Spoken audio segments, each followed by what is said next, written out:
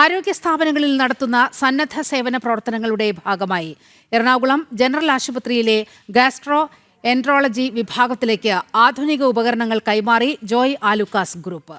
50 ലക്ഷം രൂപയുടെ gastro enterology medical ഉപകരണങ്ങളാണ് കൈമാറിയത്.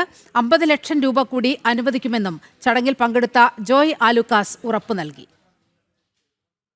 ജനറൽ ആശുപത്രികളിൽ കേരളത്തിൽ ആദ്യമായാണ് ഗ്യാസ്ട്രോ എൻട്രോളജി വിഭാഗം എറണാകുളം ജനറൽ ആശുപത്രിയിൽ ആരംഭിക്കുന്നത്. ആശുപത്രിയിൽ നടന്ന ചടങ്ങ് ഹൈബിയുടെ എംപി ഉദ്ഘാടനം ചെയ്തു. Joy Alukkas group chairman Joy Alukkas മുഖ്യാതിഥിയായിരുന്നു.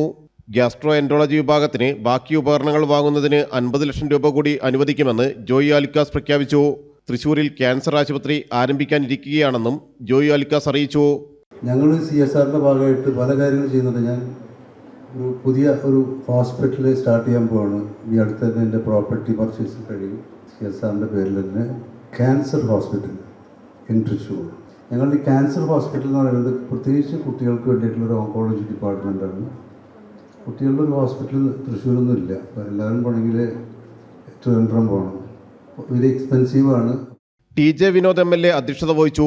ആശുപത്രി superintendent doctor Shahir Shah, RMO doctor Ameera, gastroenterologist doctor Paulose George, chief nursing officer Renuka, ആശുപത്രി വികസന സമിതി അംഗങ്ങൾ എന്നിവർ പങ്കെടുത്തു.